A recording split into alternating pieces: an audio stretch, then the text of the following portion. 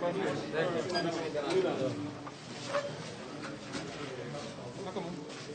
va, ça va.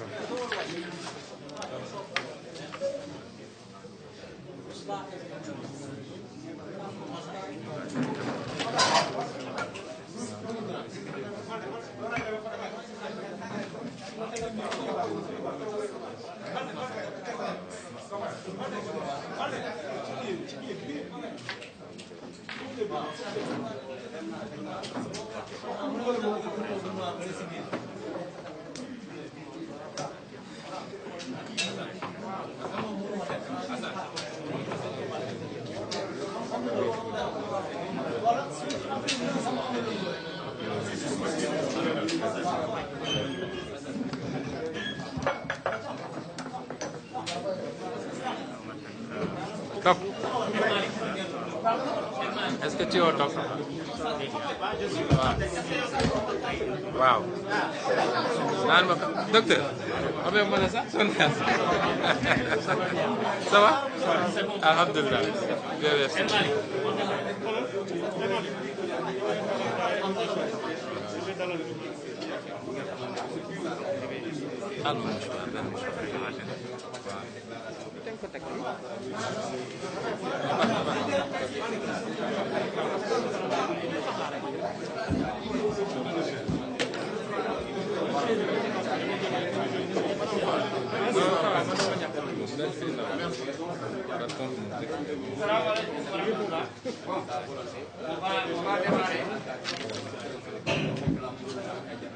Ce sera une déclaration en français, madame, déclaration de presse là, en français, ensuite en wolof, avant de libérer tout le monde. Donc on va laisser le président pour démarrer sa déclaration. Si tu m'en as dit pour les téléphones en mode silencieux, je vais battre.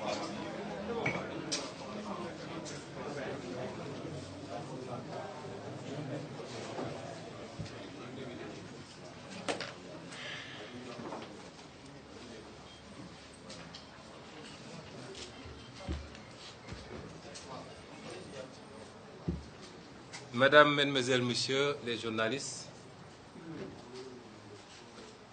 comme d'habitude, je vous remercie de votre présence massive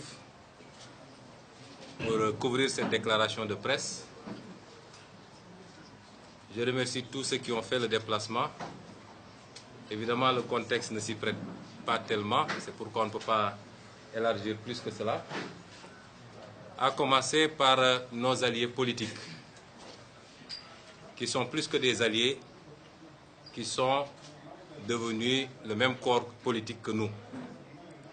organiquement comme fonctionnellement. Je présente mes excuses pour le retard apporté au démarrage de cette déclaration de presse. C'est un retard indépendant de notre volonté, parce que nous avons essuyé un incident avec la police nationale. C'est déplorable que M. Macky Sall déploie nos forces de défense et de sécurité, non pas à la sécurisation du territoire national, mais pour l'espionnage de ses adversaires politiques. Depuis quelques jours, les membres de ma sécurité rapprochée avaient détecté une camionnette garée près de ma maison et avec deux messieurs qui faisaient des navettes et qui se permettaient de temps en temps de prendre des photos et des films de ma demeure. Ces messieurs ont été interpellés ce matin. Il y a eu un incident entre eux et notre sécurité. Et ce que nous avons découvert dans cette camionnette ne doit rassurer aucun citoyen. Lorsqu'on a ouvert l'arrière de cette camionnette, ce qui a été découvert comme matériel électronique et de surveillance dépasse l'entendement. Et au cours de cette échauffourée, des objets ont été laissés en place. Nous avons fait constater par voie d'huissier et la police a déployé un dispositif tentant d'arrêter certains des éléments de ma sécurité rapprochée et exigeant qu'un certain matériel leur soit restitué. Et jusqu'au moment où on sortait pour venir à cette conférence de presse, ils ont fait blocus pour dire que le convoi ne sortirait pas de la cité. C'est triste que le Sénégal en soit arrivé à ça, où le président Macky Sall, omnibulé par des intentions ou des ambitions démesurées, déploie tout ce dispositif pour surveiller un adversaire politique. Chers compatriotes, je vais m'adresser aux Sénégalais. Et pour une fois, je vais être un peu long, parce que ce que j'ai à dire a de l'importance pour moi, mais ça a de l'importance pour le peuple sénégalais qui l'attend. Voici maintenant presque 25 jours que notre pays retient son souffle, suspendu à une sordide machination politique aux conséquences imprévisibles. J'ai décidé de m'adresser encore à vous en tant qu'acteur principal, malgré moi, de ce feuilleton que ne mérite pas notre nation. Cet épisode sombre de notre histoire nous appelle collectivement et individuellement à l'introspection. En ces heures difficiles de l'humanité, frappés par un ennemi invisible, nos dirigeants n'avaient-ils rien de plus vital à faire que d'obscènes complots? Le peuple sénégalais, déjà tenaillé par toutes les inquiétudes, mérite-t-il ce spectacle désolant et indigne? Nous sommes aujourd'hui la risée de l'Afrique. Nous sommes également la risée du monde entier par la faute de Macky Sall et son clan d'ambitieux et de haineux. Au regard de ce que sont devenues nos institutions, c'est-à-dire de simples appareils de compromat politique, cette introspection, chers compatriotes, exige que chacun de nous se reporte à toutes ces occasions manquées de bâtir un véritable État, dont les plus récentes sont les conclusions des assises nationales et de la CNRI. Mais permettez-moi avant tout de remercier le peuple sénégalais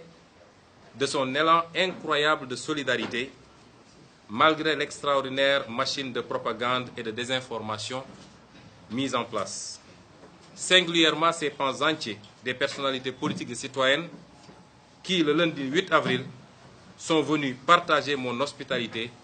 faite de grenades lacrymogènes. De remercier, encourager et féliciter les jeunes qui se sont érigés en bouclier. Je comprends votre message, jeunesse sénégalaise, et je sais que vous avez compris le nôtre. Nous avons tous compris notre mission et accepté de l'assumer. De remercier notre pôle d'avocats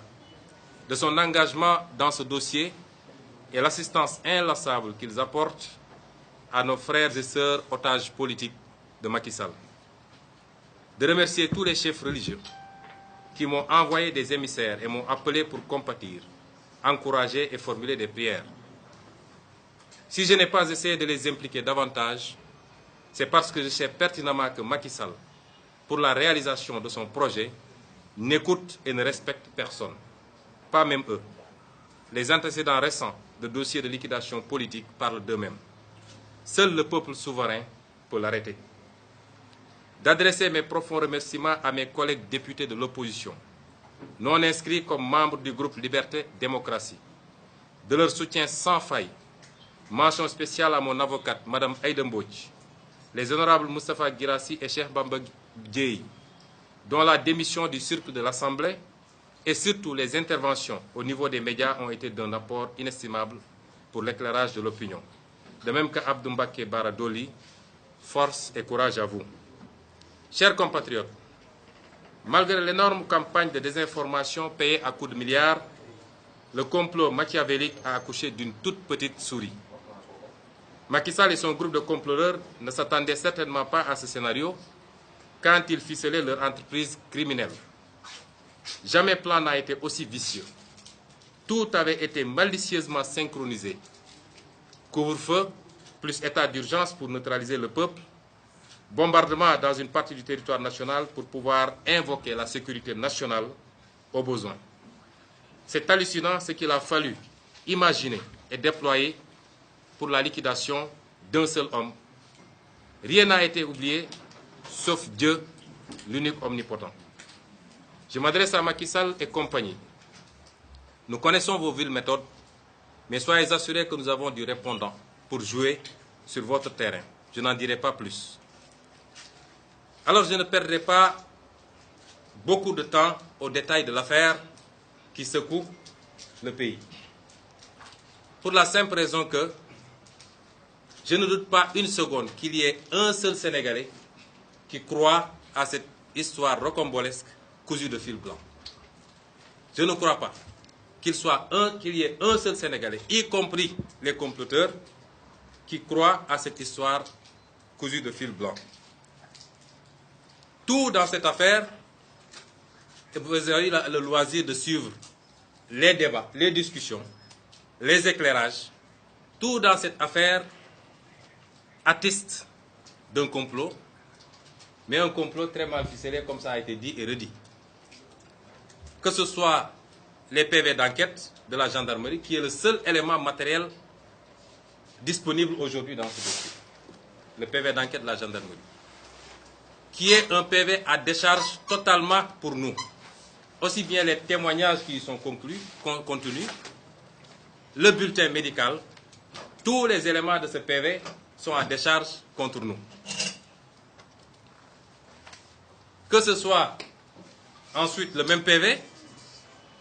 qui, si on devait lister et énumérer les incohérences et les mensonges de la plaignante contenus dans ce PV, je crois qu'il y aurait de quoi dresser 3 ou 4 feuilles, rien que pour dresser les incohérences et les mensonges. Mais ce qui est plus important dans ce PV, c'est qu'il oriente vers la piste du complot. Puisque dans ce dossier, l'enquête a établi l'intervention active de membres de Benno Bokk Yakaar, la coalition de Macky Sall. Quoi de plus élémentaire pour établir définitivement un complot politique? J'ai répondu à Macky Sall, qui lui-même de sa bouche a sorti le terme complot, que si on était dans un pays normal, dans une grande démocratie, ce dossier aurait pu aboutir aux mêmes conclusions que le dossier du Watergate avec M. Richard Nixon. Et ce qui vient de se passer devant ma maison va dans le même sens, c'est-à-dire utiliser les moyens régaliens pour la surveillance d'adversaires politiques. Il n'y a rien de plus grave dans une démocratie. Je ne développerai pas énormément parce que je considère que vous avez tous les éléments.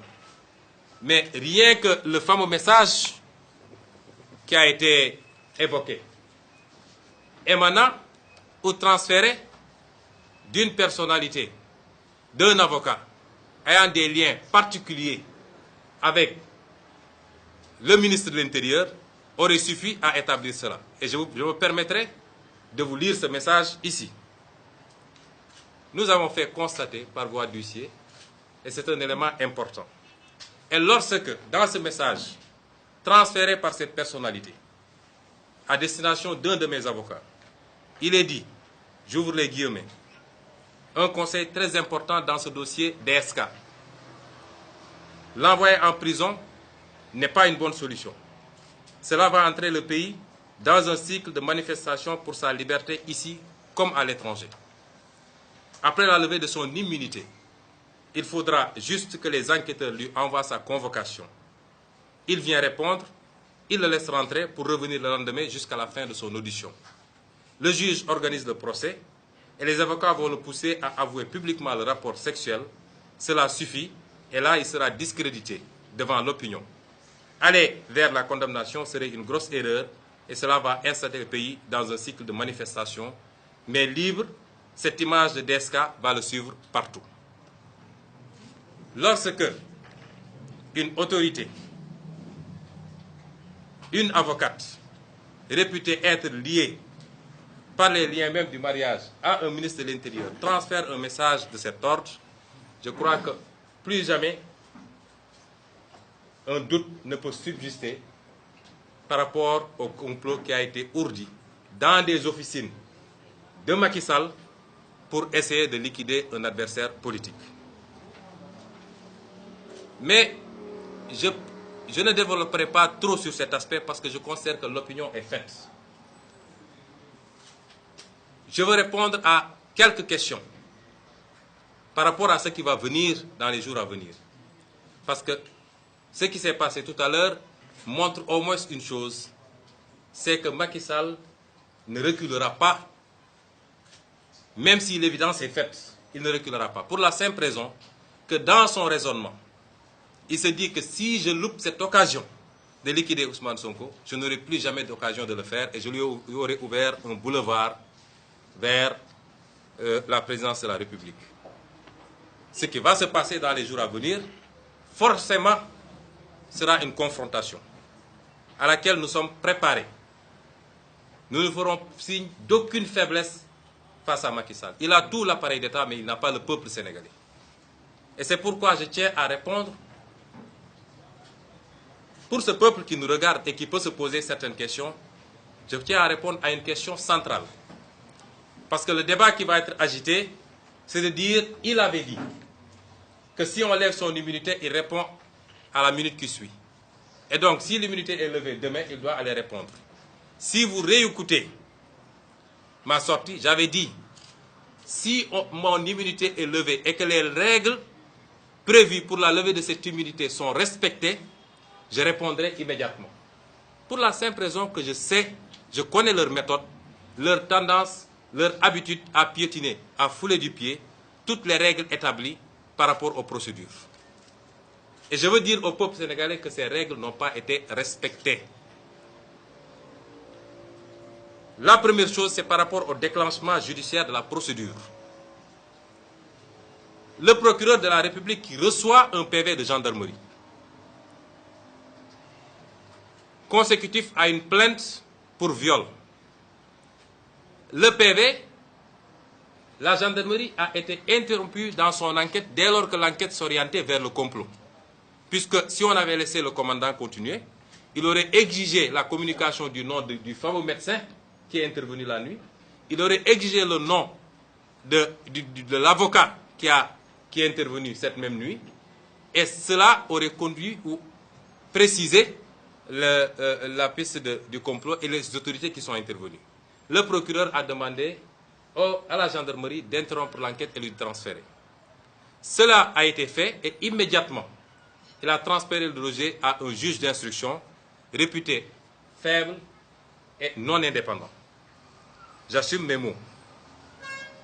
Donc, si le procureur saisit ce juge d'instruction, il a eu un PV d'enquête, mais il n'en a pas tiré les conséquences parce que dans son réquisitoire pour demander l'ouverture d'une information, ce procureur-là n'a pas osé citer Ousmane Sonko. Il faut qu'on soit très clair. Il a un réquisitoire, il a un PV de gendarmerie d'une plainte visant Ousmane Sonko, mais lui, dans son réquisitoire, il n'a pas osé citer Ousmane Sonko. Il a cité la dame propriétaire de l'Institut et X. X, c'est-à-dire un inconnu. Un juge d'instruction qui reçoit ce réquisitoire, ce qu'on lui demande, c'est de rechercher X, qui est X. Et donc, il doit ouvrir une instruction dont le premier acte, ça doit être d'appeler la partie civile, de l'entendre, de lui demander de confirmer sa plainte, éventuellement d'appeler les témoins et même de pouvoir convoquer Ousmane Sonko à titre de témoin. Le procureur, le juge d'instruction n'en a rien fait. On lui demande de rechercher X, sans poser aucun acte, le juge d'instruction décide que X c'est Ousmane Sonko. Et saisit immédiatement le procureur pour lui dire de demander la levée de l'immunité parlementaire d'Ousmane Sonko. Cette procédure est nulle et non avenue. Elle est viciée depuis le début parce que l'instruction ne se passe pas comme ça. Et il n'y a aucun juriste dans ce monde, qu'il soit universitaire, vous pouvez aller voir les spécialistes, qu'il soit avocat, magistrat, aucun praticien du droit qui remettra en cause ce que je viens de vous dire. Ça n'existe pas. Le doute manifeste donc du procureur qui saisit un juge d'instruction pour se chercher X, l'empressement injustifié de ce juge d'instruction, M. Mamadou Seck, qui rappelait sur Dakar le même jour, alors que son père venait de décéder la nuit. Nous lui présentons nos condoléances et prions pour le repos de son âme. Il laisse sur place une situation de deuil pour rappliquer sur Dakar le même jour, c'est-à-dire le 9. Il est saisi le 9, il revient sur Dakar le 9, M. Mamadou Seck, pour décider que X, c'est l'adversaire politique de Macky Sall, sans aucune forme d'enquête, alors qu'il ne disposait d'aucun élément au surplus de ce dont le procureur disposait. Et c'est ainsi qu'il a immédiatement informé le procureur de la République d'une demande de levée de l'immunité parlementaire d'Ousmane Sonko. De mémoire de praticien, jamais une procédure n'a été aussi expéditive. Le seul domaine où Macky Sall fait du fast-track, c'est dans ce domaine peut-être. Le même jour, retenez bien, le 9, le procureur reçoit un PV de gendarmerie, saisit, requiert le juge d'instruction, qui le même jour lui désigne X, sans faire d'enquête, et le même jour, le procureur saisit l'avocat général, le même jour, l'avocat général saisit le ministre de la Justice, le même jour, le ministre de la Justice saisit le président de l'Assemblée nationale. Personne n'a jamais vu ça dans les annales judiciaires d'aucun pays. Ensuite, le deuxième élément de vice de procédure, c'est au niveau du Parlement. Parce qu'il faut que les Sénégalais comprennent que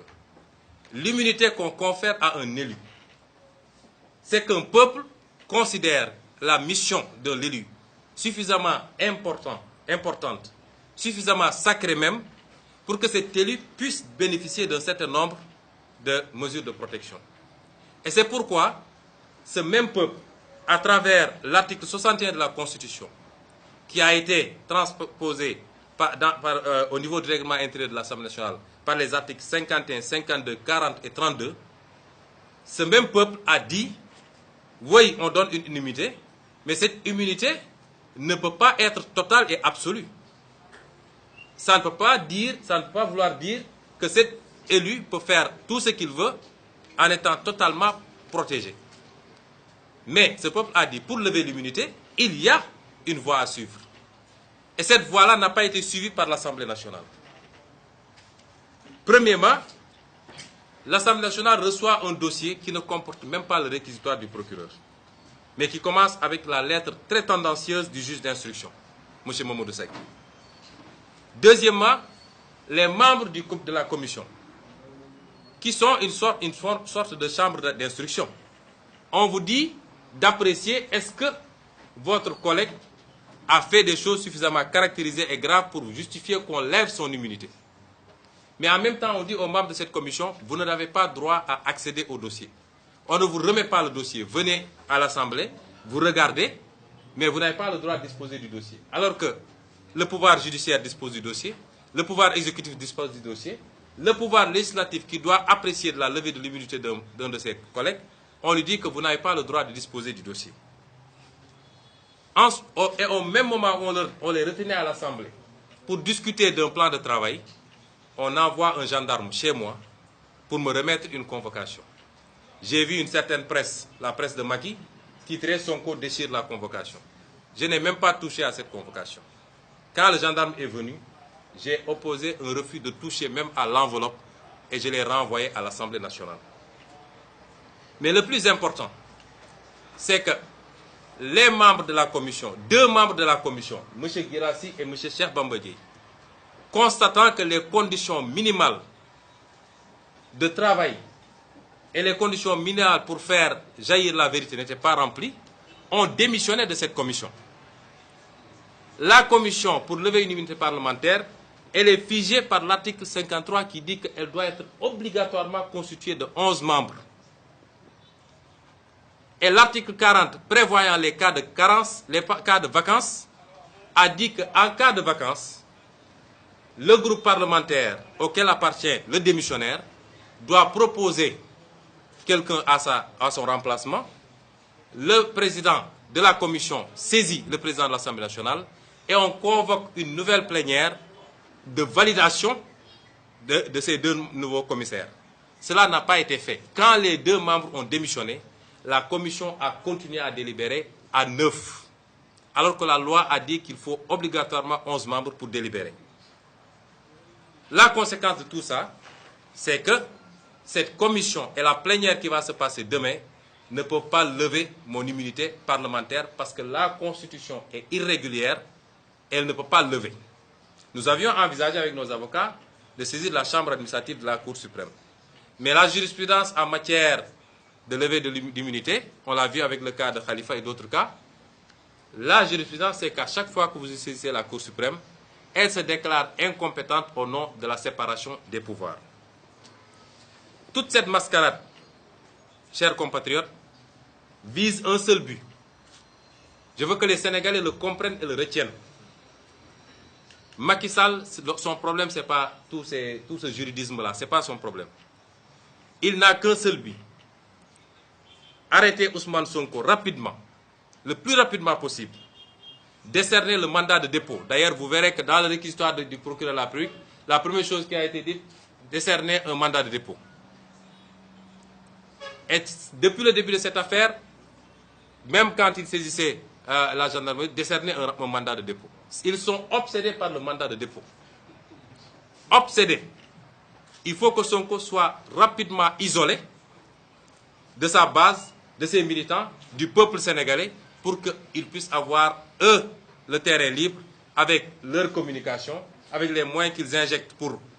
essayer de biaiser l'opinion. Donc, décerner un mandat de dépôt le plus rapidement possible, ouvrir une instruction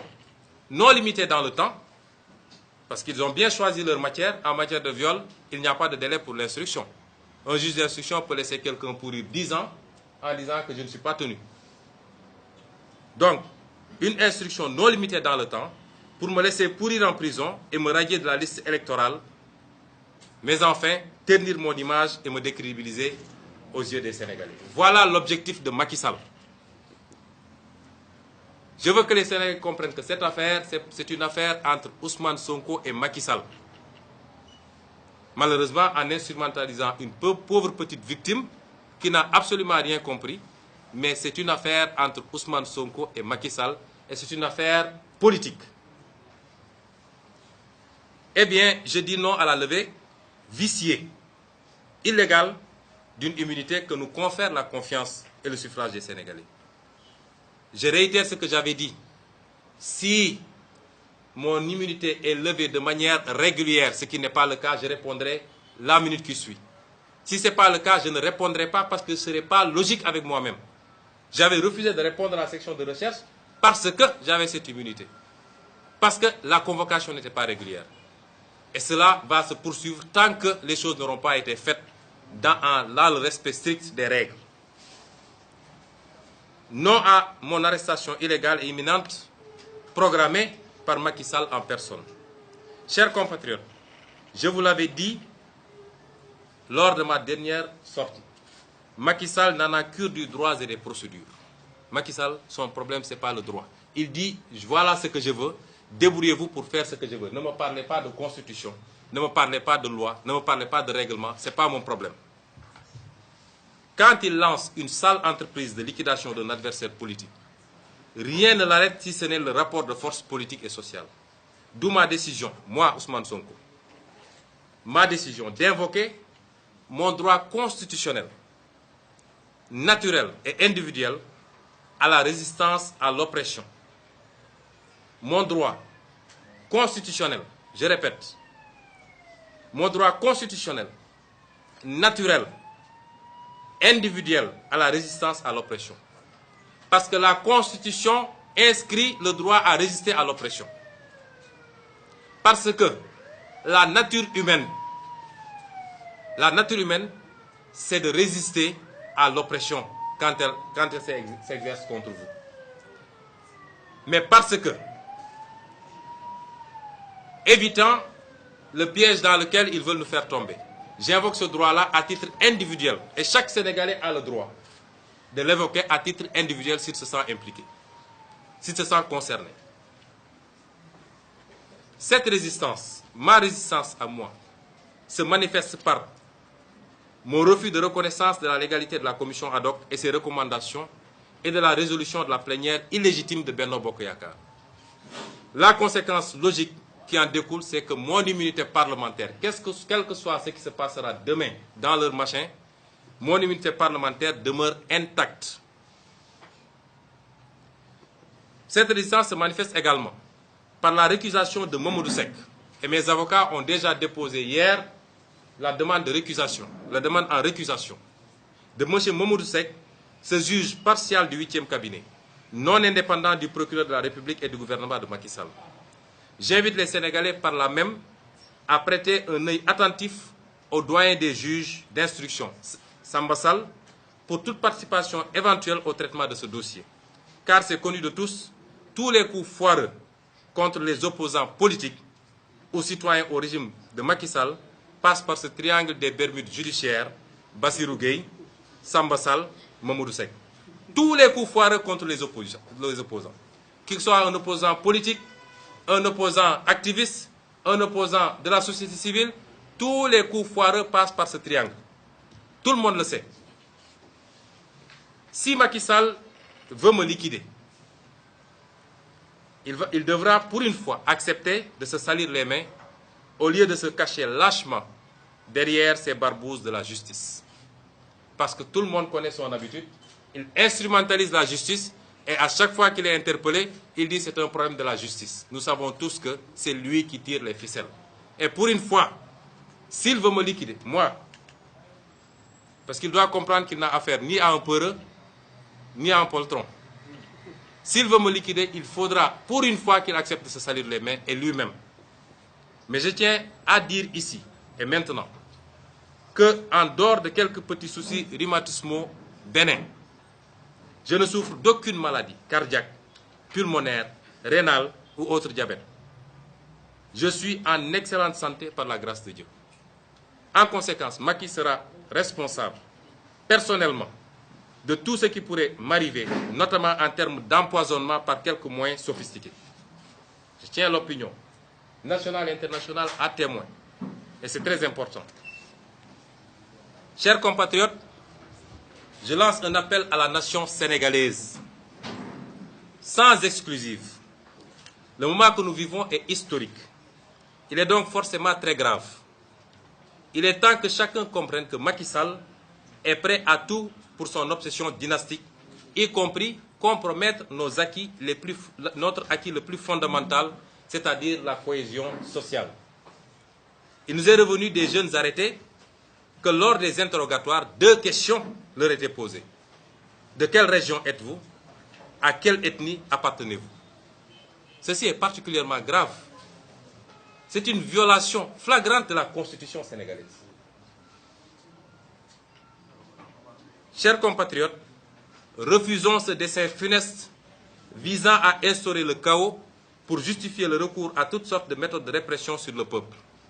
Nous sommes tous, nous Sénégalais, et simultanément, en chacun d'entre nous, on retrouve.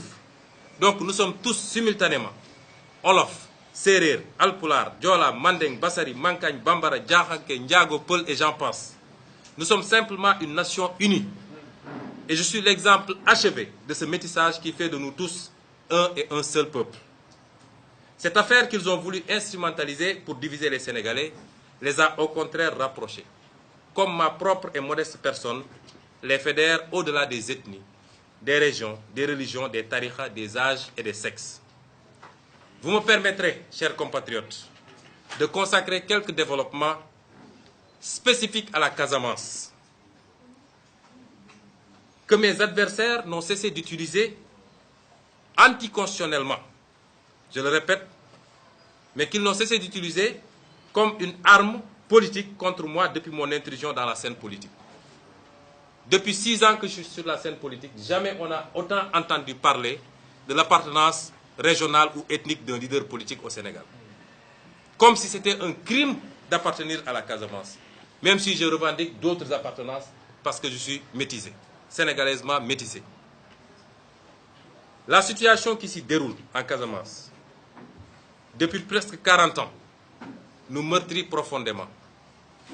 Mais je tiens à dire que la Casamance n'est ni Diola ni Serer. J'ai à côté de moi Dr Cheikh Tidiane Dièye, qui est plus casamancé que moi, qui est né à Ziguinchor, qui a grandi à Ziguinchor, qui a étudié à Ziguinchor, dont les parents sont à Ziguinchor. Si vous voulez voir le melting, un vrai melting, allez en Casamance.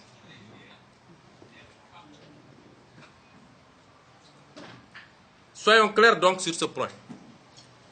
Comme j'ai eu à le dire dans mon ouvrage « Solutions pour un Sénégal nouveau », et lors de mon meeting de Bignona, lors de la campagne présidentielle de 2019, nous sommes foncièrement, mais alors foncièrement contre toute idée d'indépendance et même d'autonomie d'une quelconque partie du territoire national. D'une quelconque partie du territoire national. Mieux encore, en tant que panafricains, nous ne croyons même pas à la viabilité de nos frères États volontairement balkanisés par le colon pour annihiler toute ambition de grandeur et de puissance de l'Afrique. Aucune fission n'est plus admissible. Nous devons au contraire tous œuvrer inlassablement à la construction de grandes fédérations continentales, à l'est, à l'ouest, au nord, au sud et au centre, qui devront ensuite culminer vers la grande confédération africaine. Nous ne sommes pas d'accord avec ceux qui ont pris les armes en Casamance, quelles que soient les frustrations à la base. Mais ce sont nos frères et nos sœurs, nos oncles et nos pères, et je ne le régnerai jamais. Ce sont des Sénégalais tout court, et il faut les réintégrer comme tels. Et c'est pourquoi, la seule fois où moi j'ai admis,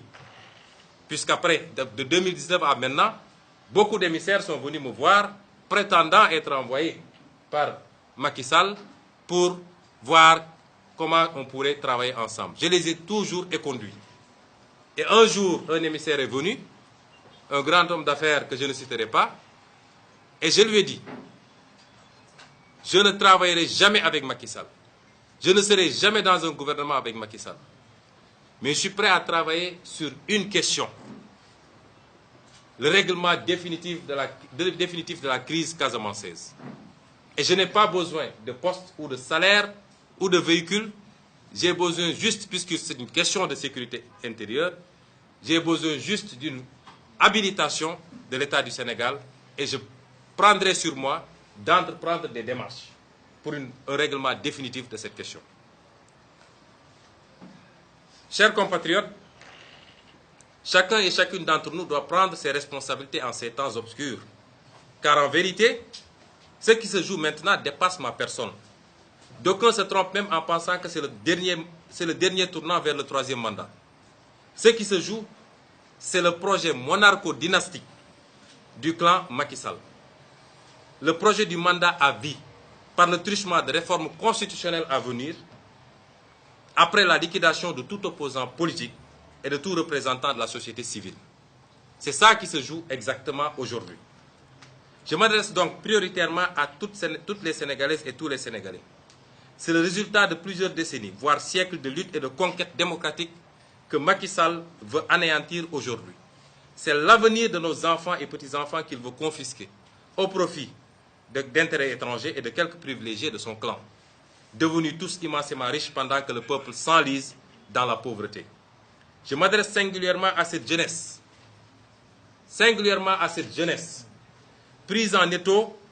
angoissée par un avenir sans horizon, minée par le chômage et la honte de ne pouvoir se réaliser et aider ses parents, engloutie dans les océans et le désert, à la recherche désespérée d'un hypothétique ailleurs meilleur. À cette jeunesse, je rappelle ce qui nous lie, parce que tout le monde sait qu'il y a un lien particulier entre nous et la jeunesse. Ce qui nous lie, c'est l'idéal d'une société juste, dont les ressources et les richesses seront partagées équitablement et où toutes les chances seront égales. Aux frères et sœurs africains, l'heure de notre révolution a sonné. N'acceptons plus ces petits présidents comploteurs, toujours à la solde de quelqu'un, mais jamais au service de leur peuple. Partout en Afrique doit souffler un vent nouveau de liberté, de démocratie, de souveraineté. Le XXIe siècle doit être africain et siffler le réveil du phénix endormi depuis trop longtemps. Je m'adresse à la diaspora sénégalaise. Vous, dignes fils et filles du pays, partis si loin pour trouver les moyens de pallier aux dramatiques conséquences socio-économiques de la malgouvernance, de la corruption, de la compromission des intérêts nationaux. Vous avez été les premiers à comprendre le changement structurel que nous proposions aux Sénégalais. Ce combat est le vôtre car jamais nous n'avons été si près du but. Jamais nous nous sommes approchés si près de créer les conditions d'éviter à nos enfants de sillonner le monde à la recherche de ce qu'ils pouvaient bien trouver chez eux. D'où la panique de Macky Sall et de tout le système qu'il représente. Frères et sœurs de la diaspora, nous ne gagnerons pas ce combat et tous les paris à venir sans vous. Je m'adresse au mouvement citoyen Vous avez été de toutes les conquêtes démocratiques dans ce pays, au même titre, sinon plus que les acteurs politiques. La pureté de votre engagement réside dans son désintérêt, puisque vous n'êtes pas dans une logique de conquête et d'exercice du pouvoir. Je vous dis que votre mission ne s'est pas achevée le 23 juin. Elle vient justement de commencer, car cette fois-ci, il ne s'agit plus simplement de stopper un projet de loi contesté, il s'agit de forer les bases d'une refondation pour que plus jamais cela. Je m'adresse à l'opposition sénégalaise. Quelqu'un disait que la plus grande chance de Macky Sall, c'est son opposition.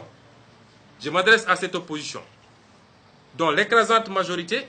au-delà des clivages et divergences d'approche, semble avoir bien compris les enjeux transcendantaux du moment. Comme en attestent d'ailleurs ces innombrables manifestations de soutien et de solidarité depuis le début de ce complot. Tous ensemble, nous avons une opportunité qui ne se représentera certainement pas de sitôt, de changer le rapport de force définitivement, de mettre un terme à l'arrogance et aux persécutions, de stopper le projet dynastique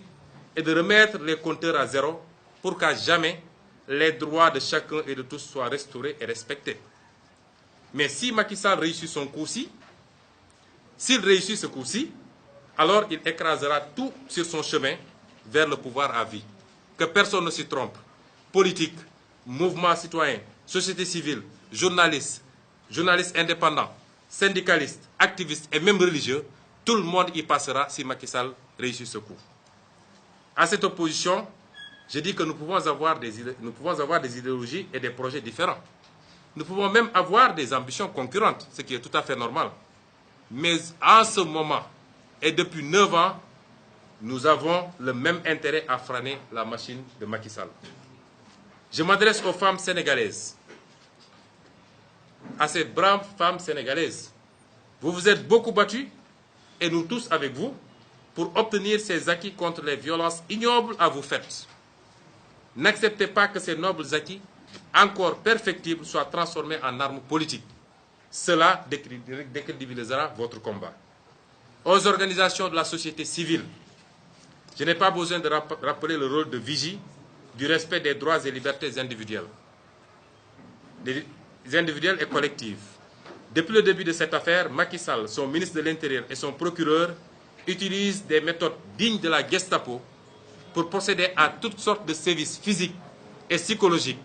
Des jeunes ont témoigné avoir été sauvagement torturés dans les locaux de la police judiciaire. Des kidnappings sont orchestrés tous les jours sur des citoyens et citoyennes sans préavis ni convocation. Des jeunes sont envoyés en instruction pour le plaisir vindicatif du procureur au seul crime d'avoir répondu à la provocation. L'objectif recherché n'a rien à voir avec la justice. Il s'agit plutôt de vengeance, de briser des vies et de briser un élan patriotique. Illustration de la peur bleue que leur inspire la capacité de mobilisation d'un peuple sénégalais désormais conscient. Vous me permettrez d'adresser quelques mots aux parents de tous nos otages politiques. Soyez assurés que nous souffrons à côté de vous. Nous souffrons beaucoup plus que vous de cette situation et nous compatissons à cette douleur. Je me permettrai de citer tous ces camarades actuellement injustement détenus par Macky Sall, mis sous mandat de dépôt à Dakar: Mahmoud Ndoye, Amadou Dé, Mamadou Konté, Cheikh Ahmed Bassirou Sané, Abdoulaye Faye, Sékou Ndour, Pape Malick Seck, Laba Touré, Mor Niang, Edouard Diatta, Mohamed Thiam, Wandou Cissé, Noa Sambou, Diomaye Diafat, Omar Diouf, Ousseynou Dia, Pape Niang, Mamoudou Sarr, Ousmane Diop, Abdoulaye Diène. 20 sur Dakar. Sur Ziguinchor, Lamine Badji, Bakary Richard Djemmé, Ousmane Bodian, Atap Sonko, Mandikoy Sané, Amadou Badji, Ismaïla Badiane, Ibi Kamara. 8. Et ceux qui ont été enlevés par la suite sous prétexte d'accusations fallacieuses, dont l'administrateur général de notre parti, M. Birem Souley Diop, le coordinateur de PASTEF Dakar, M. Abbas Fall, notre frère et ami Guy Marius Sagna, Hassan Diouf, Clédor Sène. Aujourd'hui, nous avons 33 personnes illégalement, injustement retenues par Macky Sall, pensant pouvoir briser un mouvement parce qu'il considère que c'est des têtes du mouvement. Mais il n'a rien compris par rapport à ce qui fait fonctionner un mouvement populaire. Parmi ceux qui ont été retenus se trouvent des étudiants qui devaient subir un examen pédagogique dont ils ont été définitivement privés. Des enseignants qui sont seuls titulaires dans leur matière, dans leur localité, avec plus de 300 élèves qui aujourd'hui, par exemple, dans la commune de Bonna, sont privés d'un professeur d'espagnol. Des hauts fonctionnaires. Il y a eu même parmi eux 2 mineurs dans le lot des arrestations de Ziguinchor. Il y a enfin tous ces citoyens, connus ou anonymes, victimes d'enlèvement, de séquestration, de violences policières, de violences physiques, de traitements inhumains et dégradants et même de torture. Je compatis particulièrement au cas du jeune Boubacar Ba, à peine âgé de 16 ans, dont le bras vient d'être amputé suite à une blessure lors des manifestations de Bignona. Je compatis au cas du frère Ousmane Diop Vito de Pastef Sindia, qui a subi une intervention chirurgicale pour extraire une balle logée dans le crâne après un tir à bout portant d'un agent de police. Voilà les méthodes de Macky Sall. Mais prenons garde, nous mettons Macky Sall en garde. Prenons garde que cette escalade de la violence d'État ne mène à des crimes contre l'humanité. Et l'histoire jugera. Tous ces jeunes injustement écroués, simplement arrêtés, puis relâchés, quelquefois torturés, pendant que les enfants de Macky Sall et de son clan déambulent entre Dubaï, Paris, New York et se déplacent dans Dakar en bolide de luxe. D'ores et déjà, nous exigeons de Macky Sall la libération inconditionnelle et immédiate de ses otages. J'ai enfin une pensée pour Madame Koulibaly, Ndeye Khady Diagne et sa famille. Cette pauvre victime collatérale, objet de menaces quotidiennes et sans aucune protection. Un journaliste me rapporte que pas plus tard qu'hier soir, son mari sorti acheter du lait a essuyé des jets de pierre lui ayant causé une blessure ouverte à la tête. Je rappelle à Macky Sall que les gens ne supportent pas le sentiment d'injustice. La pauvreté, le froid, la faim même sont plus supportables que l'injustice. Que l'injustice appelle l'injustice. Mais au peuple sénégalais, parce que c'est important, nous ne devons plus être un peuple spectateur et observateur, restant dans les salons à commenter. Au peuple sénégalais, je dis ceci. Le sentiment d'injustice ne suffit pas pour vaincre l'injustice. Ma conviction, c'est que 99% du peuple sont conscients de l'injustice quotidienne du régime Macky Sall, de la dictature même qui est en train d'être instaurée au Sénégal. Mais je dis à ce peuple-là, il ne suffit pas d'en éprouver le sentiment, puisque le simple sentiment d'injustice ne suffit pas pour vaincre l'injustice. À notre gendarmerie nationale, votre devise est l'honneur et patrie. Votre devise est honneur et patrie. Telle a été votre attitude exemplaire dans la conduite impartiale de cette enquête, malgré les pressions énormes des comploteurs. C'est cette gendarmerie-là, éminente institution de notre République, que nous aimons, nous Sénégalais, que le peuple réclame, que le peuple admire et respecte. Vous êtes, vous, de la gendarmerie, les garants impartiaux de notre sécurité à tous, pas seulement de la sécurité de Macky Sall, pas seulement la sécurité de son clan, mais vous êtes les garants impartiaux de notre sécurité à tous. À la police nationale, je dis que vous êtes des citoyens comme tous. Nous vous savons très majoritairement patriotes. Faites votre travail, certes, mais évitez de verser dans toute violence et excès de zèle répressif. Chers compatriotes, je vous appelle enfin à faire bloc et à vous dresser contre ce projet d'effacement de notre démocratie. Parce que ce qui se passe n'est rien d'autre qu'un projet d'effacement de notre démocratie. Sachez qu'à chaque fois qu'une dictature a pu s'installer et prospérer, c'est parce qu'une écrasante majorité du peuple a abdiqué face à une infime minorité qui a su jouer sur leur peur. Mais rappelez-vous que rien ne résiste à la volonté et au courage d'un peuple. Ce qui se passe partout dans le monde est édifiant. Rien, absolument rien, ne résiste au courage et à la volonté d'un peuple. Et le courage, chers compatriotes, comme disait Mandela, ce n'est pas l'absence de peur, mais le courage, c'est la capacité à la vaincre. Travaillons à vaincre nos peurs pour l'avenir de nos enfants et de nos petits-enfants. Debout contre l'arbitraire, ensemble nous vaincrons. Je vous remercie. Résistance! Résistance! Résistance! La résistance! mbokk yi maa ngi tënk li ma wax ci nasaraan ñu koy tënk ci olof kàllaama olof di jéggalu ci tardé bi ñu am ñun parce que dañoo ne woon takkusaan mooy 17h dañuy door waxtaan wi yéen ñëpp yéen a ngi toog parce que bëri na ñuy def direct doon xaar may wax sénégalais yi di leen gaaral ni dañoo amoon lu ñu gàllankoor tuuti ndax tey bi ñu toogee ba booru midi ñii nga xam ne ñooy saytu suñu kaaraange dañoo gisoon ni am na benn woto boo xam ne te lépp nag filmé nañ ko heureusement ñaari fan a ngi nii mu taxaw sama wetu kër léeg-léeg ñaari ñi ci nekk génn bu ñu ñëwee taxaw di filmer sama kër di jël ay photo ba tey mu am ñenn ci sama waa kaaraange ñu jàppanteeg ñoom parce que loolu noonu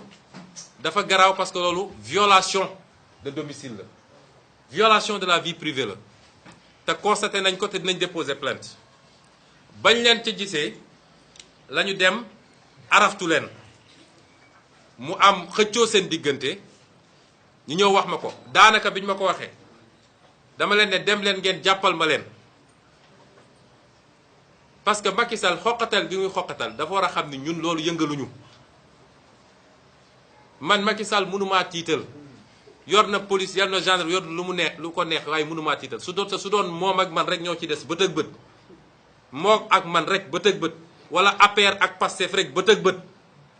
léegi ñu gis ñuy ñokkali kon ñu jénk la réew jox la ay jumtuwaay yoo xam ne ñépp a ci yem nga koy utiliser yow pour di topp ay adversaire politique loolu tardement la wala deltu gannaaw la ci Sénégal te loolu Macky Sall la ko def bi xëccoo bi amee ñu am lu ñu bàyyi ñoom sax ca bañuy daw waaye bi ñu ubbee gannaaw oto bi nañu xam ni ñun Sénégal ñun ñëpp kenn nekkatul en sécurité ndax ñoom yor nañu ay jumtukaay yoo xam ne dañ koy ñëw taxawal fii boo duggee sa biir wanag di def sa soxla sax ñoo ngi dégg li ngay def loolu nag lu baax la cim réew waaye waroon nañ ko yóbbu nu ñuy def ba terroristes yi du ñu dugg Sénégal nu ñuy def ba samba boy yi du ñu dogaale nit ñi di foqati seen alal waaye jël un adversaire politique dem teg loolu di déglu lépp lu nekk ci biir këram di photo di filmer loolu mooy Macky Sall bi xëccoo bi amee nag ñoom ñu daw ba ñuy daw am na yu ñu fa bàyyi duma ci dugg loolu nag la police ne tey tembe il faut ñu delloo leen ko wala ñu am lu ñu jëflanteeg ñun identifié nañu ñeent ci sama waa sécurité ba defe naa Jibi Gueye Ndiaye mi ci la bokk sama protocole ne ñoom la ñu fas yéene jàpp parce que ñooñu ñoo jël loolu lu garaaw la ci réew mi te dinañu déposer plainte waaye dinañu saisir les organisations de défense des droits de l'homme ndax it man duma Samba Boy duma sàcckat duma terroriste te duma n'importe qui ci réew mi nag waxuma ko pour rëy rëylu waaye su ma doon n'importe qui caméra yi yëpp duñu fi taxaw tey te saa su ma wootee nii lay mel Macky Sall daf ma war a respecté ma respecté ko su ma respecté wul duma ko respecté ak poste buñ ko munti jox man nit danga may respecté ma respecté la kon bi loolu weesoo ñu war a génn ñëw conférence de presse bi ñu téye suñu convoi ne duñu génn parce que tant que deloowu ñu leen mbir moomu mbir ma nag la ne ci biir ba tax ñu tiit du lu tuuti de xam naa warul doon lu tuuti kon fii la suñu démocratie toll il faut ñëpp xam ko terrorisme d'État moo fi nekk te Macky Sall moo ko jiite bu ñu leeralee loolu nag ba ñëpp xam lu tax ñu tardé may wax suñu mbokk yi ni réew mi presque fukki fan ak juróom a ngi nii ci tey ab wax lëmbe réew mi yéen ñëpp xam ngeen wax ji jarul may dugg ci détails yi muy loo xam ne nag lu war a tiis la ci ñun ñëpp ndax jamono joo xam ne àdduna bi yëpp a ngi am njàqare ci lii nga xam ne mooy li dal àdduna ba tey kenn mënatul tukki kenn mënatul liggéey normalement kenn sañatul génn guddi loolu mu waroon doon lu ñëpp tal tey sénégalais yi boole kook yeneen ak yeneen yoo xam ne sénégalais yi jaax na lañ ci sénégalais yi lekkatuñu ba suur sénégalais yi amuñu liggéey sénégalais yi fajuwuñu ñu waroon tal leneen moom Macky Sall ñu teg ko ci bopp réew pour mu saafara loolu amul lu muy tal moom lu dul di def ay complot ci naka laay def ba fexeel sama adversaire politique loolu gàcce la tey àdduna yépp a ngi ñu tiim di reetaan Afrique yépp a ngi ñu tiim di reetaan te dara waralu ko lu dul Macky Sall mi ñu dénk réew mi lii nag ñun ñëpp daf ñoo war a delloo ci ñu xoolaat suñu bopp. mbokki Sénégal yàgg naa ko wax, réew du caaxaan a koy defar. réew mu la raw rek daf laa ëpp parlu, gën laa gëm boppam, gën laa gëm réewam, waaye gën laa mën a sàmmanteeg ay charte yoo xam ne waa réew mi ko teg ñëpp yem ci. yooyu nag amoon nañ fi ay occasion yu bëree bëri pour di dañ fi, parce que lu toll ni état amul lu muy def lu dul naka laay def pour dajale ay mbir di compléter pour faagagal ab nit. ça veut dire que amuñu état bi ñu am propriété ab nit la ak clam. ku bokkul ak ñoom wala ku ne ànduma ak ñoom bokkoo ci réew mi. occasion yi nag ñu amoon nga xam ne lu mel ni assise nationale defoon na ci liggéey, CNRI nga xam ne defoon na ci liggéey ak yooyu, ñun ñëpp dañoo war a xam ni yooyu ñu rate moo ñuy topp ba tey jii. ba tax nag di ngeen ma may ma gërëm sénégalais yëpp, parce que mbir mi bi mu amee bi mu ne kët ne jon sénégalais yëpp, en tout cas li ëpp Sénégal dañ ne lii gëmuñu ko. laata sax man may génn di wax ci dimanche boobu li ëpp ci Sénégal dañu ne lii ñun gëmuñu ko. loolu ñu ngi ciy sant yàlla, parce que kóolute la, te kóolute googu duñ ko mus a wor, ni ma leen ko waxee di ko wax tout le temps. ñun sénégalais duñ ñu gën a gore, parce que mënoon na daal keneen ñëpp dañ naan bettu ma,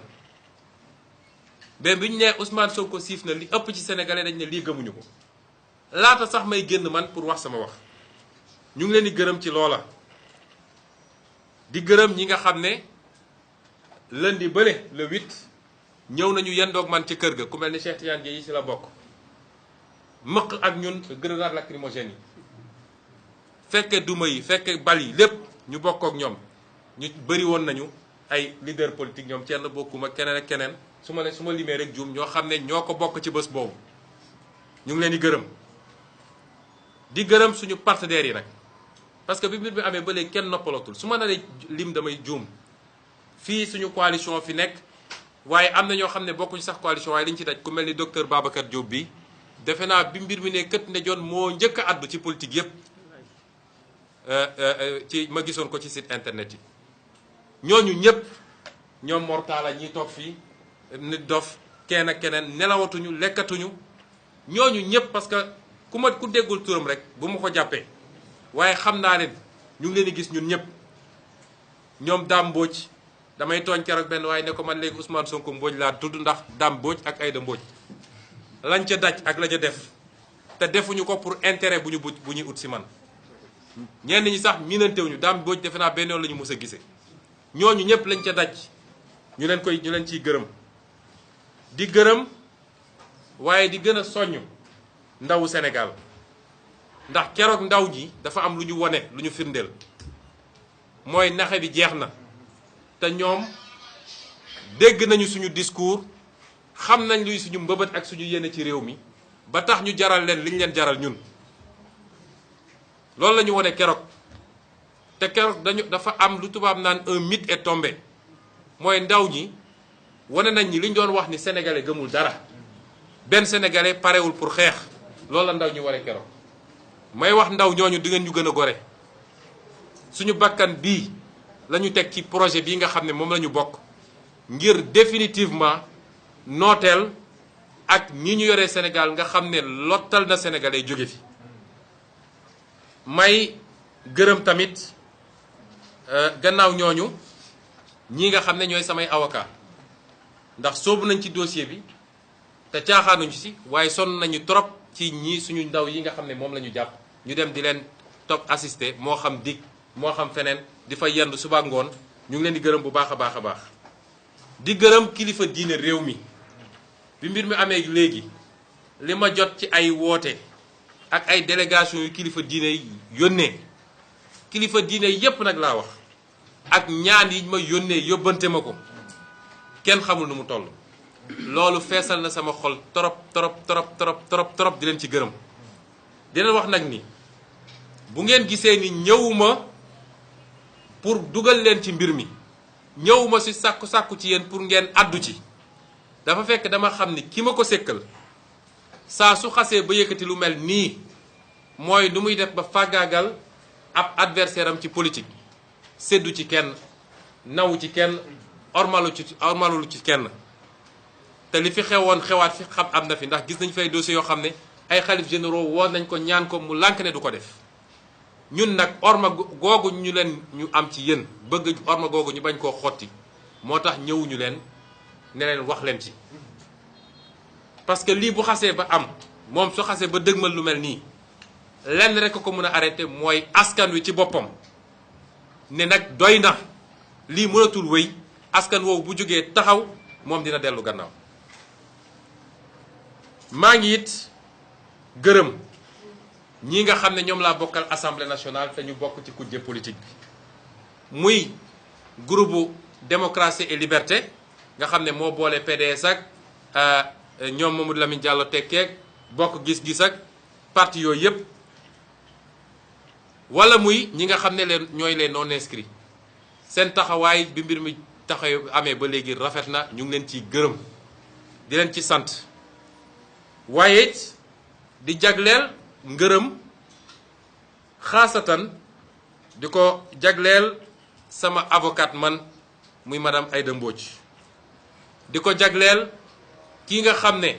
moo waroon toogal groupe démocratie liberté ci ñoom ñaar la woon moom muy benn bi muy Moustapha Guirassy waaye di ko jagleel sama sëriñ sama xarit nga xam ne mu waroon toogal les non inscrits di Cheikh Bamba Dièye ñett ñi li tax ma jagleel leen ko mooy ñoom seen taxawaay soo seetee week-end bi yépp ñu dem ci média yépp nag bàyyiwuñu benn seen taxawaay boobu ñu am ci média yi dafa ubbi bëtu sénégalais yi bu baax a baax a baax ba ñu gën a xam li ne ci biir ma leen ciy gërëm bu baax ndax bokkuñu parti bokkuñu woon sax coalition ci élection présidentielle bi waaye dëgg rek moo tax ñu jóg di gërëm it Cheikh Abdou Bara Dolly nga xam ne bi mbir mi di jolli moom da ko fekkoon bitim réew waaye bi mu nee cëpp Sénégal dimanche bi passé defe naa bi mu wàcc aéroport la commencé def ay interview kon ñu leen di gërëm ñooñu ñëpp waaye di gërëm mboolem seen député opposition bi mbokki Sénégal donte moom Macky Sall ay moyens yu bëri la jël ut ay nit yu koy waxal ñu wasaare ko ci presse bi lu leen ñu koy bind lu ñu koy wax waaye gis nañ ni mbébétam dafa nax saay bu ñu ñëwee ba cappaandaw bi tey sénégalais boo jël gëmu ni am na benn sénégalais boo xam ne gëm na ñoom li ñuy wax nañ am na waaye li gën a neex mooy sénégalais boo waxal mu ne ñun xam nañ ni lii complot la te ñoom ba ñuy sumb seen lii ku leen ne woon nii lay demee defe naa duñ ci dugg parce que dañ koo togg ba xam ne bàyyiwuñu dara may xamal sénégalais yi ni couvre-feu ak état d'urgence bi ñu décrété sax feebar bi taxul ñu décrété ko seen plan la ñu toggoon ba teg bu ko def pour que suñ ko defee benn Sénégal du mun a yëngatu ku yëngatu ñu ne la état d'urgence wala couvre-feu jàpp la ndel yi ngeen di dégg ñu koy sànni fenn ci réew mi nga xam ne gëjoon nañ fa dégg bombardement wala dara ñu jékki-jékki rek ndel yi takarrase lépp lii moo ko waraloon pour mën a fexe ba foofu ku yëngatu ñu ne la sécurité nationale wala nu mu tudd sécurité nationale wala état d'urgence lii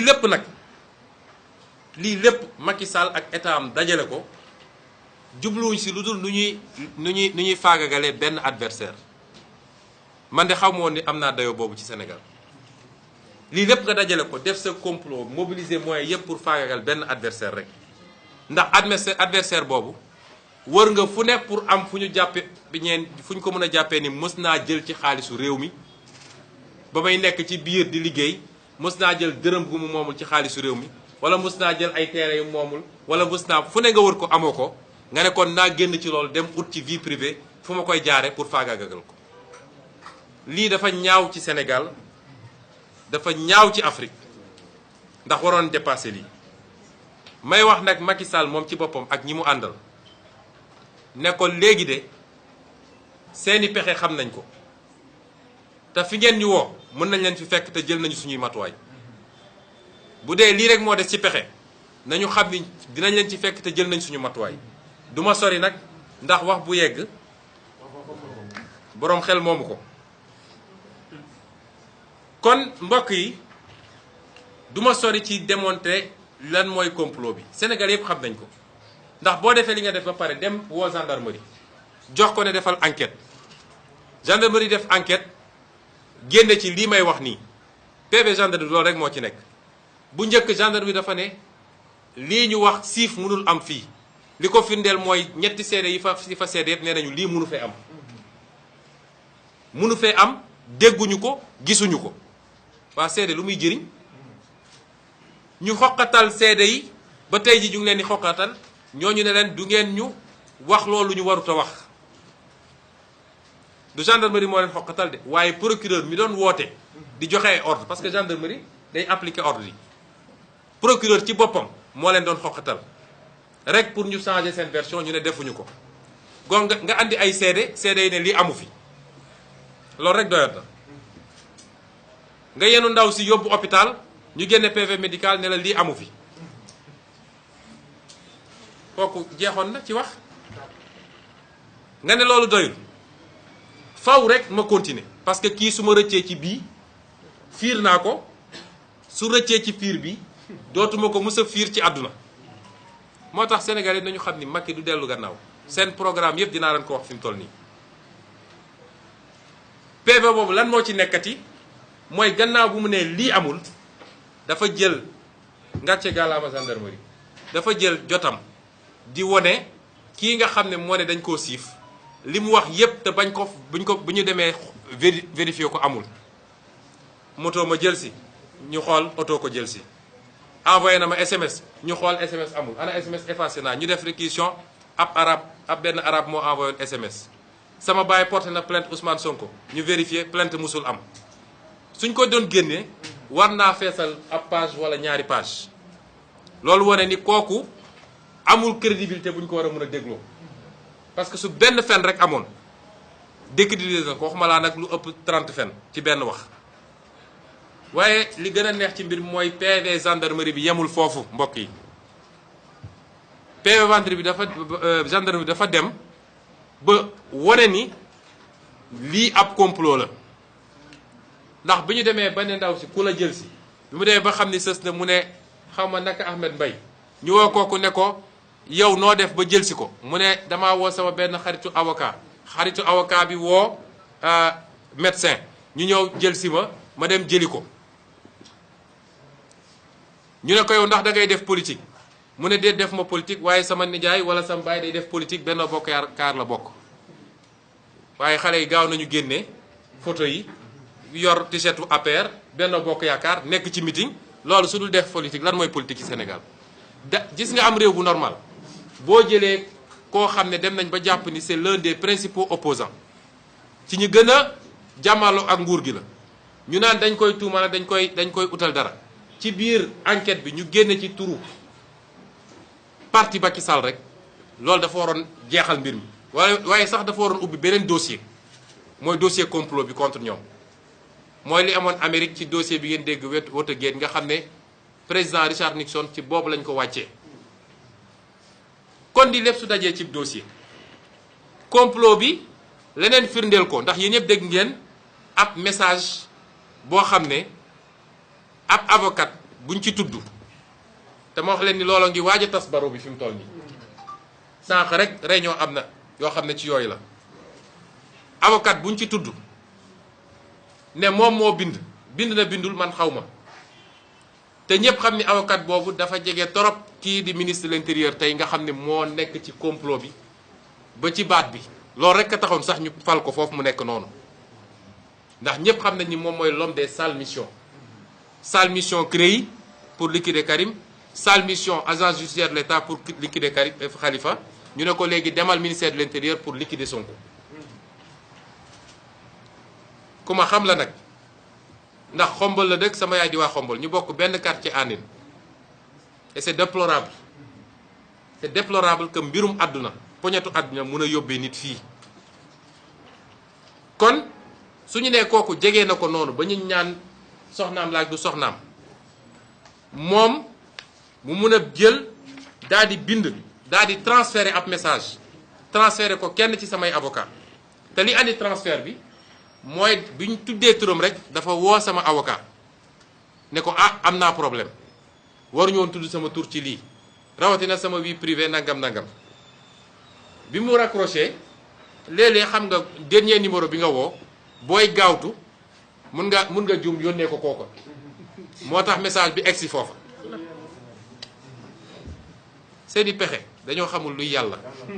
Macky Sall defe naa dafa gëmul yàlla moom ci boppam waaye message boobu ma faram-fàcce ko ci wolof lam ci bind mooy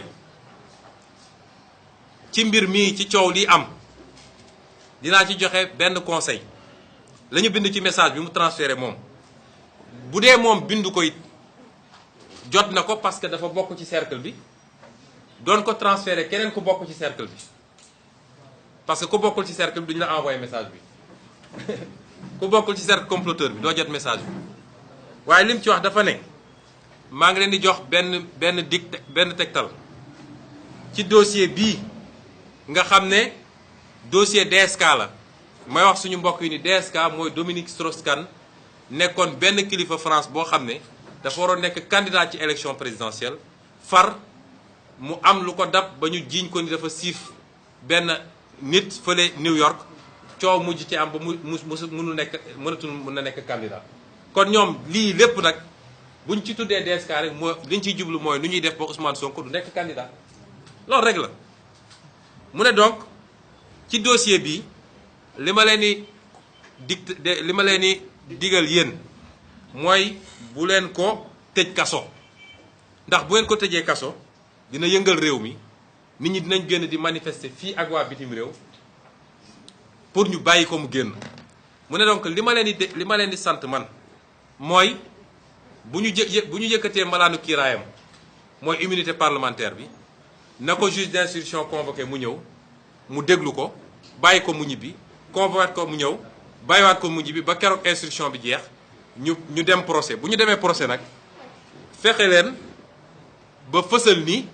jote am na moom ak xale bu jigéen bi loolu rek doy na jarul ngeen koy tëj bu ko defee maqaamam biir Sénégal day wadd deram day yàqu loolu moo nekk ci message bi lii rek fi ndee na complot leneen loo ci yokk rek day ëpp moo tax bi ñu demee nag ba rapport bi jëm côté boobu ci la procureur tiit ne waa gendarmerie arrêté leen enquête bi parce que bugguloon gendarmerie woo médecin bi bugguloon gendarmerie woo avocat bi bugguloon gendarmerie woo nijaay ga sax wala papa ja loolu moo tax ñu aj yi may wax nag ni dama ko fàtte woon ci français ku mën a gis Macky Sall na nga ko laaj ndax xam na Adji Sarr am déet Macky Sall ku ko gis na ko laaj ndax xam na Adji Sarr am déet ndax mos naa gisee ak moom am déet ndax wax naa moom am déet mooy président wu Sénégal may leeral nag benn mbir bu am solo mbir moomu mooy sénégalais yépp mën nañu après wax ni Ousmane Sonko moo ne woon keroog bu ñu yëkkatee sama mbalaanu kiiraay muy sama immunité keroog googu laay dem uyu ji buñ ma woowee ma wax ni dama ne woon bu dee jaar nañu ci yoon bi nga xam ne moom la constitution teg moom la règlement intérieur de l'Assemblée nationale nga xam ne loi organique teg saa suñu jaaree foofu respecté ko bu ñu yëkkati sama mbalaanu kiiraay ma dem fa may wax sénégalais nag dañoo respecté wul loolu te loolu man wax naa ko avocat yi wax nañ ko professeur de droit yi wax nañ ko même organisation de société civile yi def nañu ñoom seen benn communiqué muy Amnesty muy RADDHO muy keneen ak keneen ne dañoo respecté wul àq ak yelleef Ousmane Sonko en tant que député ci ni ñu ko defee. wax naa léegi ci français faram-fàcce naa ko jarul ma ciy duggaat waaye nañ ko defee dafa respecté wul charte yi moo tax ma ne tey ak lu mun a am suba assemblée nationale man mii sama immunité da jógewu fi conséquence nag bi ñu ciy tiré mooy fa ñu nekkoon suñu diggante ak section de recherche fa ñu nekkaat ba tey lii nag mbokk yi lenn rek moo ko tax a jóg lii lépp nag ma tudd kenn mooy responsable bi mooy Macky Sall lan moo ko tax a jóg dama bëgg sénégalais yi comprendre ko te loolu duñ ko nangul mukk nag parce que jeunesse bi yépp am yaakaar ci li ñuy def mag ñi am yaakaar ci li ñuy def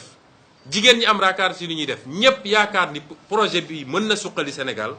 duñu may Macky Sall mukk mu utiliser affaire caaxaan yi pour ne tey dina dakkal projet bi donte sax bu téye woon Ousmane Sonko du tax projet bi dakk loolu tam ma wax ko parce que projet bi du Ousmane Sonko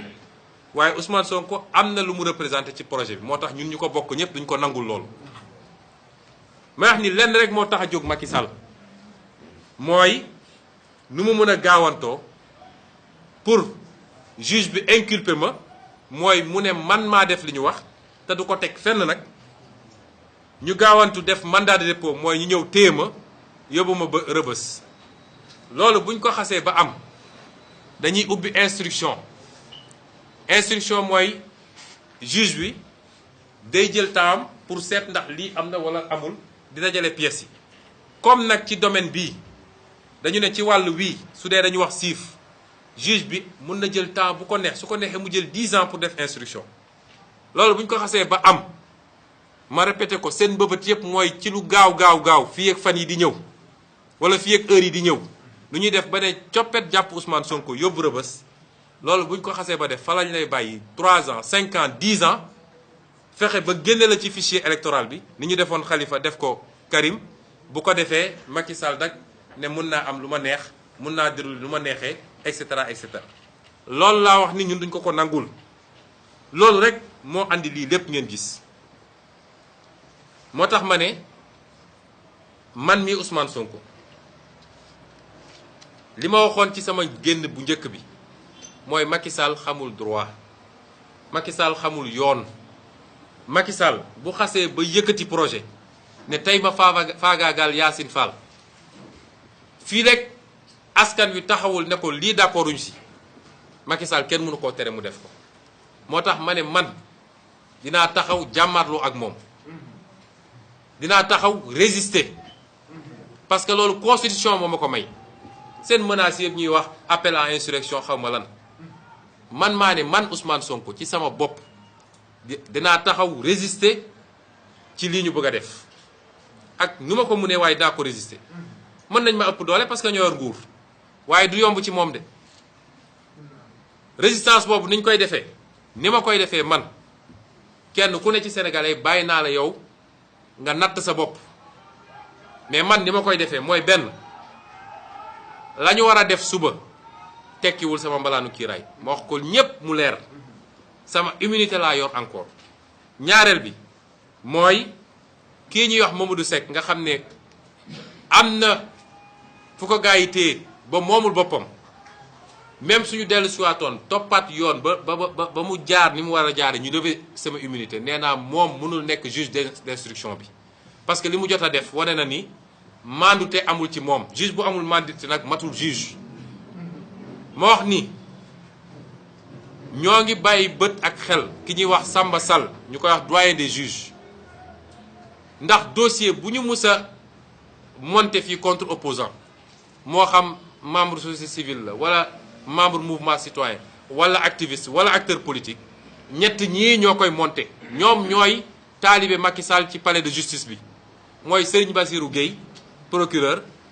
mooy Samba Sall doyen des juges mooy Mamadou Seck ñooñu nee naa duñu d'accord ñooñu jël ko te samay avocat bind nañ ba pare déposé ko foofu ne récusé nañu parce que loolu yoon a ko moom yoon a ko maye mooy soo gisee ku la doyul mun nga ne kii bugguma mu àtte ma comme nag 10 cabinet la soo récusé ñaar am na 8 cabinet yu des may wax nag ni Macky Sall dafa aadawoo saa su jógee pour faagaagal ab adversaire politique dafay làqatu ci gannaaw ay nit ndax moom ci boppam ñemewul góor da ngay ñeme li ngay def mais buqat la boo xam ne day làqatu ci gannaaw ay nit boo waxee ñu ne la justice bu ko kilifa wooye mu ne ko mbirum justice la bu demee RFI ne mbirum justice la comme du wax ak waa fii waa RFI lay waxal dama ko wax ni bii pa bu dee dafa bëgg a faagaagal Ousmane Sonko il faut mu li muy rendi na nangu ni moom deret bi dina taq ci moom loolu laa koy wax jarul muy làqatu ci gannaaw ay magistrat de il faut mu xam ni loolu dina taq ci moom waaye nag may wax sénégalais yépp ni man de maa ngi sant yàlla bu dee am naa ay jafe-jafe yu ndaw ci li taxoon may dàmp sama yaram loolu reyul nit maa ngi wér gu yaram gu mat sëkk canceruma ci lu ma yéegul jabetuma awma insuffisance rénale awma benn xeetu jàngoro maa ngi nii alhamdulilah lépp lu mën a am nag gannaaw bu ñu defee seen force yi nañu xam ni Macky Sall la ndax am nañu seeni xeetu yu ñuy utiliser pour posséder nit wala am yeneen yu ñu koy def ba faagagal ko ñëpp xam nañ ko lépp lu mun a am moom Macky Sall la moo ko sénégalais mu leer mbokki Sénégal maa ngi woo askan wi yépp bàyyiwuma kenn jamono yi ñu nekk kenn ku nekk ci ñun war na xam ni jamono ju lëndëm la ci Sénégal waroon na doon jamono ju leer ci Sénégal waaye jamono ju lëndëm la ci Sénégal waaye nañu xam ni Macky Sall toog ci nguur gi des ci nguur gi jaral na ko lu ne lii mooy li ci gën a tuuti jaral na ko sax li nga xam ne ndax Sénégal ñun mosuñu woon am or wala pétrole wala gaz wala yu demee noonu waaye amoon nañ loo xam ne àdduna yépp a ñu ko ñee ñépp mooy li tubaab di wax cohésion sociale mooy Sénégal ñun ñëpp dañoo bokk ndey bokk bàyyi Sénégal mosuñoo xam waaso wala xaw ma lan fii soo fi jëloon ñu nekk ci salle bi boo moytul 80% yi kay seen jabar wala kay seen jëkkal bokkuñu waaso ñun mosuñoo xam loolu Macky Sall bi mu toogee fii ba léegi la fi coow waaso am ba keroog ndaw yi ñu jàpp ci suñuy manifestation te suñu constitution suñu charte ndeyu réew mi suñu ndeyu charte réew mi tere na loolu tere na ngay wax nit di wax ci waasoom wala ci diineem wala ci gox gi mu dëkk parce que loolu day nërmal li ñu bokk ñun ñëpp muy nation mais keroog bi ñu jàppee xale yi ñi leen doon enquête laaj bi leen njëkk a laaj mooy ban xeet nga bokk ñaareel bi mooy ban région nga jóge loolu lu dangereux lu garaaw la cim réew taal na Rwanda taal na feneen ak feneen loolu waruñu koo nangul Macky Sall ba tax may fàttali sénégalais yi ñun ñii ñëpp nag koo ci jël ku toppoon deretam sori tuuti am na ci wolof ci biir deretam am na ci séeréer am na ci pël am na ci alpulaar am na ci joola am na ci soninke am na ci mankaañ am na ci leneen ak leneen ak leneen ñun ñëpp sénégalais lañu yàllaa ñu tànnal réew mii ñu war a bëggante jàppante bu ñu nangu Macky Sall dugal ñu ci loolu te suñuy police ak ñoom seen waruñu nangu ñu leen di jox instruction yu mel noonu li ñuy wax fichage ethnique waruñu koo nangu may wax nag ni ñun de ci suñu jëpp bopp yàllaa ma may man ci sama bopp suñuy wax métis ci Sénégal man métis la am ca xombal am ca Paal am ca Fuuta am ca Casamance am ca Siin am feneen ak feneen ñun loolu mooy Sénégal may wax nag ngeen may ma wax tuuti ci mbirum Casamance parce que bi ma duggee ci politique ba léegi ñii ma jàmmaar lool kenn mësut a gis acteur politique jamono ñoom Lamine Gueye ba tey mësuñoo gis ku dugg ci politique ñu jël sa waaso wala sa région bi nga dëkk def ko argument politique di wër nit ñi naan ñii nii la ñu mel ñii nii la ñu mel damay wax ni Casamance dafa xew ñun ñëpp la naqari ñeent fukki at a ngi nii jàmm amul guerre bàyyiwul ñun ñëpp la naqari te ñi ci gën a perte nag mooy waa Casamance ñoo ci njëkk a perte parce que mënuñu liggéey mënuñu defar économie mënuñu defar leneen ak leneen ñay jàmmaarloo Casamance ñoom ñëpp sénégalais lañu kiy tiire ak ki koy tiire ñoom ñëpp sénégalais lañu kon ñun dañoo teel a wax leeral ko ma bindoon ko ci sama téere waxaat ko ci campagne bi ni ñun dañu dul d'accord benn yoon mu am benn pàccloo bu ñuy defaat fii ci biir Sénégal ndax suñu réew yi nga xam ne tubaab bi muy dem bañ ñu am doole moo tax mu jël suñuy réew dagg ko ba ñu doon ay réew yu ndaw kenn amu ci doole pour mën a dem réew yooyu lan lañ ciy daggaat keroog Soudan bi nga xam ne xeex nañu ba am indépendance fan la mujj ñoom ñi ngi xeex seen biir kon li ñu war a def mooy waxuma sax daggaat ay réew waaye nu ñuy def mooy suñu réew yi nu ñuy def ba dajale leen par exemple ci cadre CEDEAO ñu am benn fédération bu mag boo xam ne dina am presque 380 millions d'habitants def 6 millions de kilomètres carrés noonu nga mën a construire une puissance waaye c'est pas 196 kilomètres carrés et 16 millions d'habitants ñun dépassé nañu waxu ay région ak ay ñu ngi wax Afrique ñoom seen gis-gis bu gàtt ñoom ñoo nekk ci loolu kon wax jooju di wax ju rafetul du ñaaw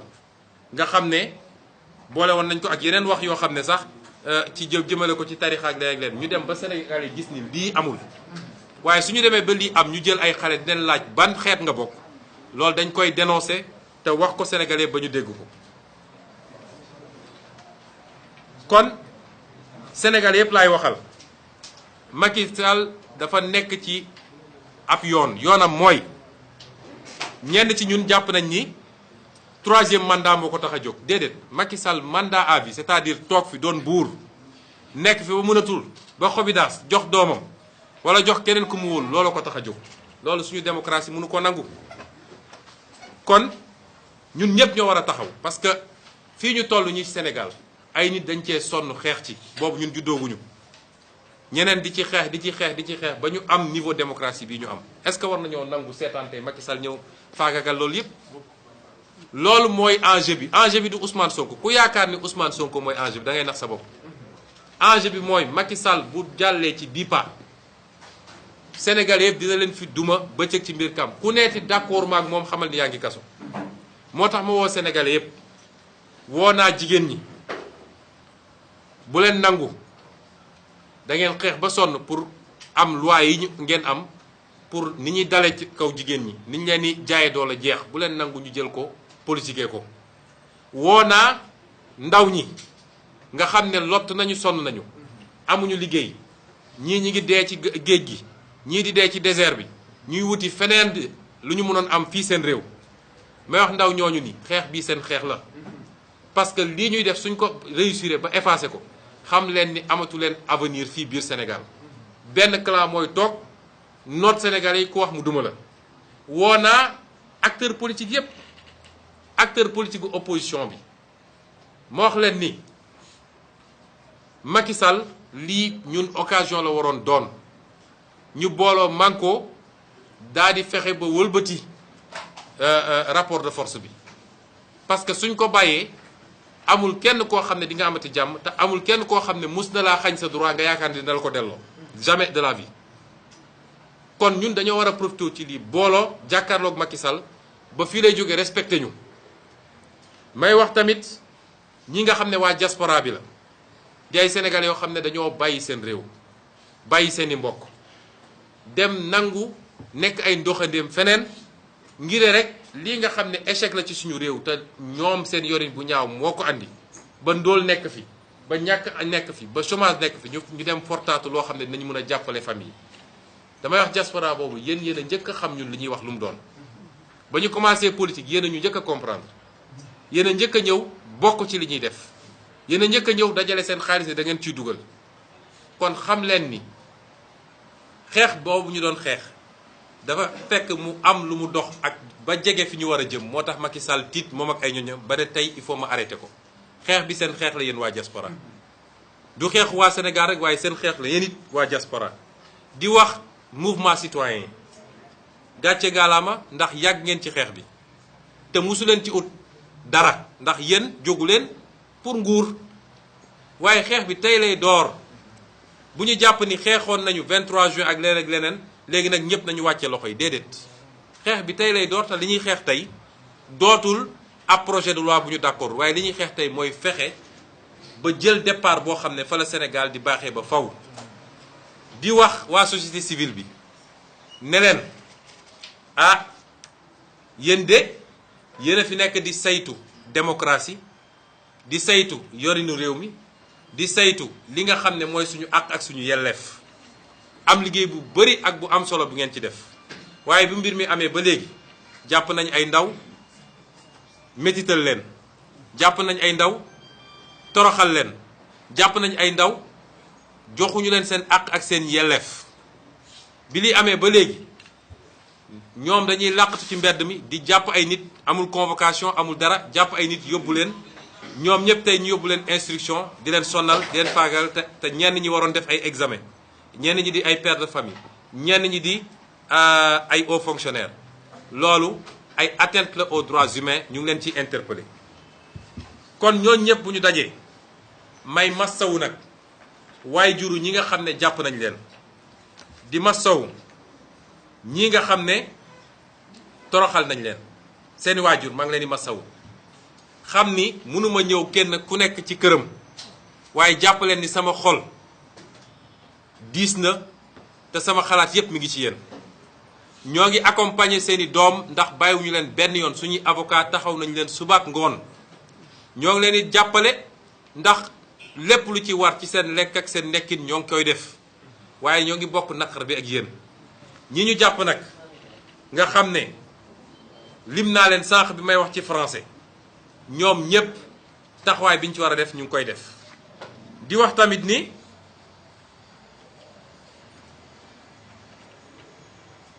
ñii nga xam ne jàppoon nañ leen te bàyyi leen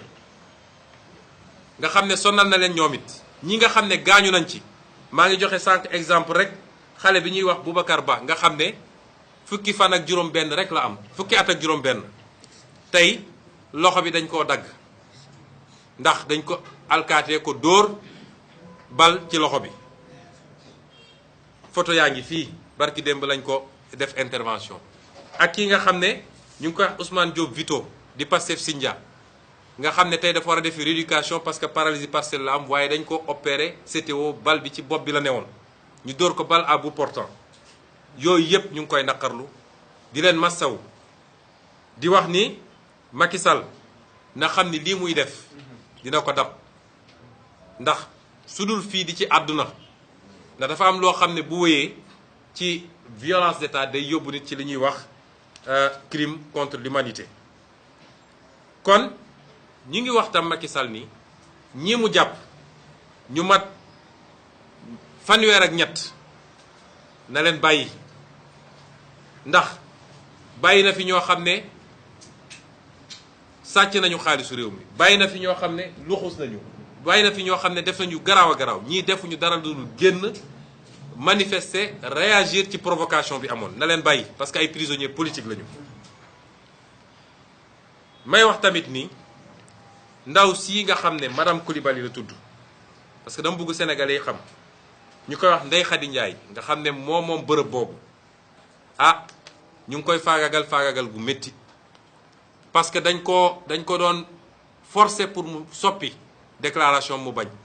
ba tey jii këram liggéeyatul benn ñaar saa su ne ñi nga bàyyi ay waxambaane ñu taxaw foofu di ko yóoxoog di ko menacer démb si guddi rek borom këram génn dem jëndi meew ci boutique bi dañ koo xaañ xeer ba toj bopp bi loolu régime terrorisme la il faut mu jeex ci réew mi sénégalais yi il faut ñu xam lii xew te loolu lépp Macky Sall moo ko commandé may wax tamit ni suñu gendarmerie nationale ngàcce gaalaama ci seen taxawaay bu rafet ndax ñoom dañoo am dàkkantal bi mooy honneur et patrie loolu su ma ko doon tekki docteur ci wolof mooy